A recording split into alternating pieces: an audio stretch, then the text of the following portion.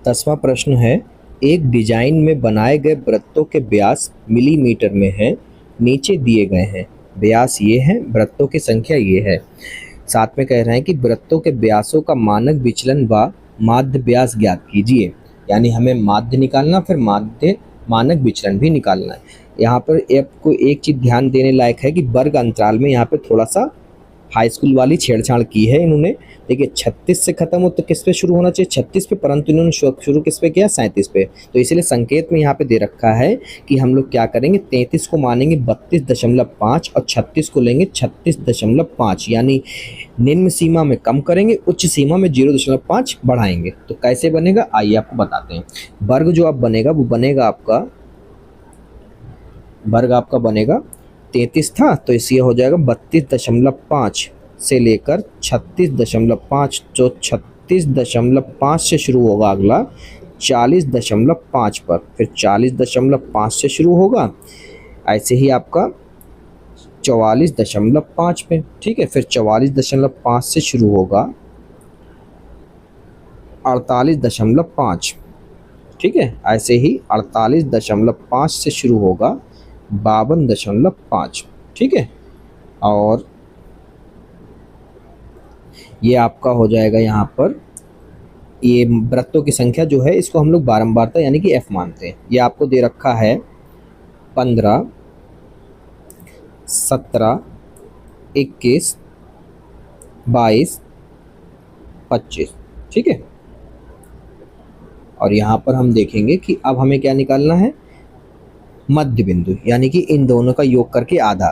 तो 32.5 और 36.5 को आप जोड़ोगे तो ये आपका आ जाएगा बच्चों, का योग होगा 69, और 69 का आधा करोगे तो वो आपका आ जाएगा 34.5। कितना आएगा, 34.5। यहाँ पे लिखेंगे 34.5। अब सब में फ़र्क देखो कितने कितने का बच्चों, ये 4 का फ़र्क है, बस 4 बढ़ाते रहो। तो 4 बढ़ाओ कितना हो जाएगा 38.5, फिर 4 बढ़ाओ कितना हो जाएगा 42.5, फिर 4 बच्चों बढ़ाओ कितना हो जाएगा 46.5, ऐसे ही आगे बढ़ाओगे तो हो जाएगा आपका 50.5, ठीक है।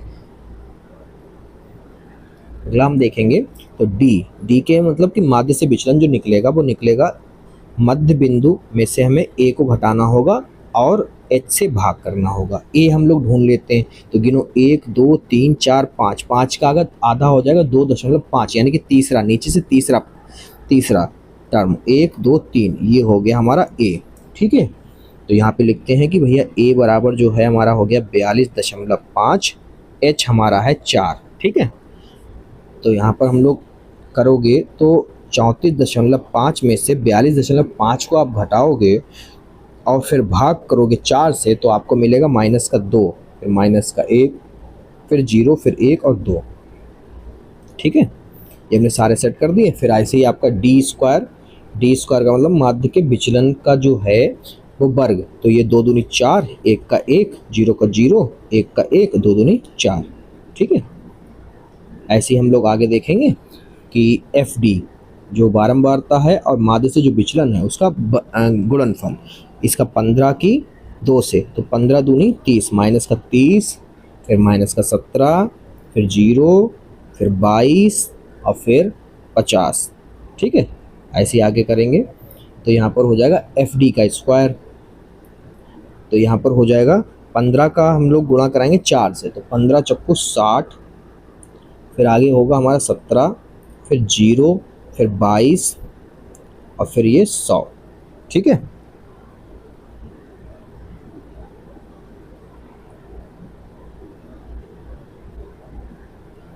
तो यहाँ पर हमें चाहिए होता सिग्मा एफ, फिर हमें चाहिए होता सिग्मा एफ डी, फिर चाहिए होता एफ डी स्क्वायर। तो ये आपका योग आएगा बारंबारता का 100, ये आ जाएगा आपका 25, एफ डी स्क्वायर हो जाएगा 199, ठीक है। अब चलिए मान रखते हैं और फिर हमारे आंसर जो आते हैं वो बताते हैं आपको। देखिए बेटा, माध्य का जो होगा वो यहाँ पे लिखेंगे, माध्य X bar equal to A plus sigma F D upon sigma F गुणे एच।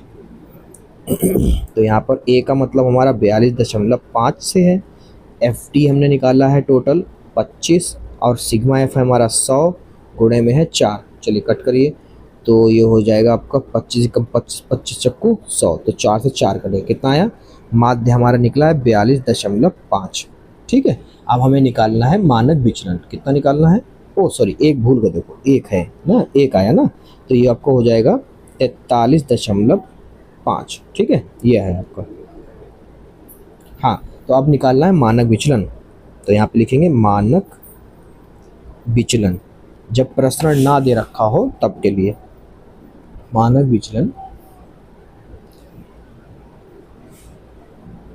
बराबर, ये सूत्र लगेगा आपका रूट वाला, तो यहाँ पे लिखेंगे रूट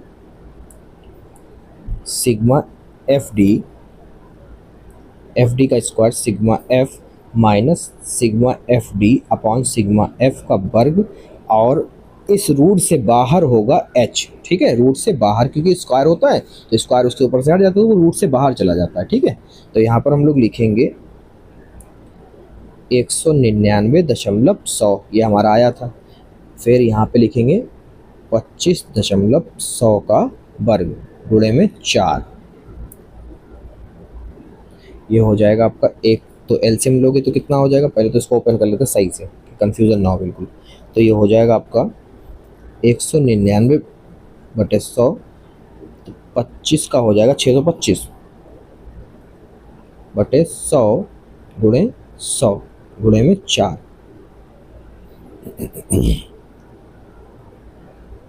तो ये हो जाएगा एलसीएम 100 गुणे 100, तो ये हो जाएगा 199 गुणे 100 माइनस 625 गुणे 4। ठीक है, अगला हो जाएगा, तो ये देखो, ये तो हमारा निकल आएगा 100 बाहर निकल आएगा। क्यों निकल आएगा, क्योंकि ये स्क्वायर हो जाएगा, 4 गुणे में है ही, तो 4/100, और रूट के अंदर बचा आपके पास 199, डबल जीरो लगा दो, माइनस 625 घटा देंगे अगली बार में। ठीक है, तो ये आपका हो जाएगा कम, और ये 25, तो ये हो गया 1/25, रूट में हो गया 19,275। तो इसका जब निकालोगे बेटा किस विधि से, इस विधि से अगर निकालना आता अच्छी बात है, ना निकल पाना तो मेरे कमेंट बॉक्स में बता देना, मैं निकाल के बता दूंगा पूरी प्रक्रिया। ठीक है, ये निकल कर आएगा आपका 138.83। अब तो निकाल लोगे, अब तो इजी कर दिया। तो 1.25 गुणे 138.83। ठीक है, तो इसकी जब गुणा करोगे तो आ जाएगा 138.83 बटे में 25। अब इसको भाग करोगे तो ये भाग करने पे आपका आ जाएगा 5.55। बिल्कुल परफेक्ट आंसर। पूरी की पूरी बुक मैंने सॉल्व कर दी है, प्रैक्टा रह गया, उसको भी जल्द से जल्द खत्म कर देंगे। पूरी वीडियो देखनी हो, सारी प्रश्नावली समझनी हो, तो अभी मेरे चैनल की प्लेलिस्ट पे जाइए या कोर्स वाले ऑप्शन पे जाइए, वहाँ पे आपको कक्षा 11 की सारा का सारा सोल्यूशन मिल जाएगा। ठीक है, बाय बाय, नमस्कार, जय हिंद, जय भारत।